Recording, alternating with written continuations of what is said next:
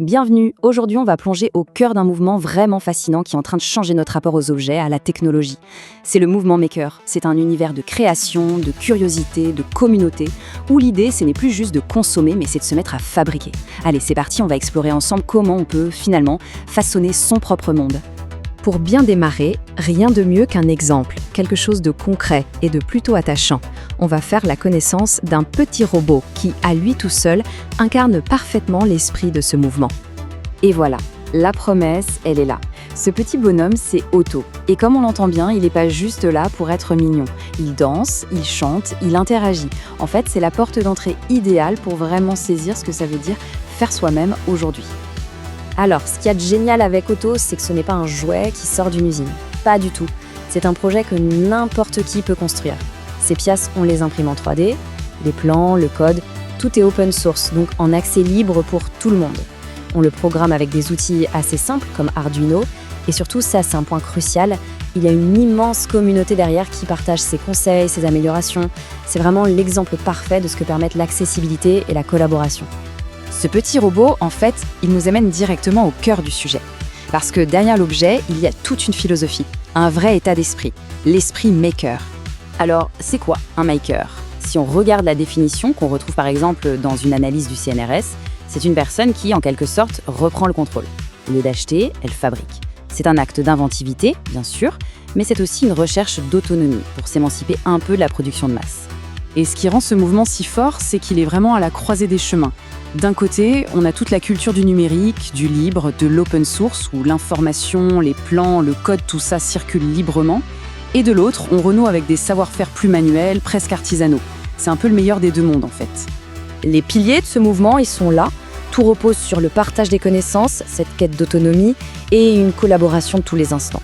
On n'est pas sur des inventeurs isolés dans leur garage, mais plutôt sur des communautés connectées qui s'entraident et qui construisent des choses ensemble. D'accord, donc on a la philosophie, on a les valeurs. Mais concrètement, ça se passe où ? Où est-ce que cette culture prend vie ? C'est la bonne question. Parce que pour fabriquer, il faut des outils, il faut de l'espace. Et c'est là que des lieux assez incroyables entrent en jeu. En gros, il y a deux grands types de lieux. Le makerspace, c'est le terme un peu fourre-tout pour désigner un atelier collaboratif. Ça peut être très varié. Et puis il y a le Fab Lab. Là, c'est plus spécifique. C'est un concept qui est né au MIT, la fameuse université américaine, et qui doit respecter une charte bien précise. Il doit notamment proposer tout un ensemble de machines numériques comme des imprimantes 3D ou des découpeuses laser. Et la boîte à outils qu'on trouve dans ces endroits, c'est juste impressionnant. On y trouve de tout, des ateliers très classiques pour travailler le bois, le métal, qui sont juste à côté d'imprimantes 3D dernier cri, ou de pôles dédiés à la robotique, à l'électronique, à la domotique. C'est un vrai paradis pour la créativité.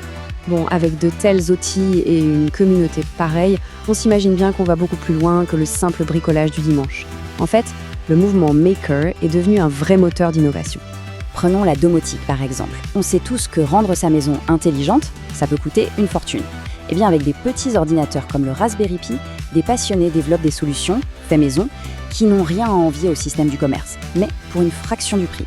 C'est une réappropriation totale de la technologie de la maison. Ce mouvement a aussi une conscience créative et écologique très forte. On parle beaucoup d'upcycling, c'est l'art de donner une seconde vie et souvent plus de valeur à des objets qui étaient destinés à la poubelle. Mais ça va bien au-delà de la petite déco. Il y a des projets géniaux comme des machines qui transforment des bouteilles en plastique en filaments pour les imprimantes 3D. La boucle est bouclée. Et là, on passe encore à une autre dimension. On voit ici un projet de thèse qui porte sur la conception d'un drone pour le transport de médicaments d'urgence. On n'est plus du tout dans le hobby, on est dans des applications qui peuvent littéralement sauver des vies. Ça montre que l'esprit maker peut répondre à des défis sociaux vraiment critiques. Tout ça, ça nous montre bien qu'on est face à un mouvement qui a un véritable pouvoir de transformation. Il y a cette phrase issue de l'analyse du CNRS qui résume tout ça à la perfection. Le mouvement maker, c'est un phénomène qui vient brouiller toutes les lignes. Est-ce que c'est un loisir ou une nouvelle façon de travailler ? Est-ce que c'est de l'économie du partage ou le début de nouvelles entreprises ? En fait, c'est un peu tout ça à la fois. C'est un phénomène qui part du local, mais qui a un impact complètement global. Au final, ce qu'il faut retenir, c'est que le mouvement maker, c'est bien plus que juste fabriquer des objets. C'est un vrai changement de regard, c'est s'autonomiser grâce à la connaissance, c'est la force de la communauté, c'est se réapproprier la technologie, et au bout du compte, c'est une alternative vraiment crédible à la consommation passive. Finalement, tout ça nous laisse avec cette question, une idée à méditer. Quelle est notre relation aux choses qui nous entourent ? Et si, au fond, l'objet qui avait le plus de valeur, ce n'était pas celui qu'on achète, mais celui qu'on prend le temps de créer? C'est toute la promesse du mouvement maker.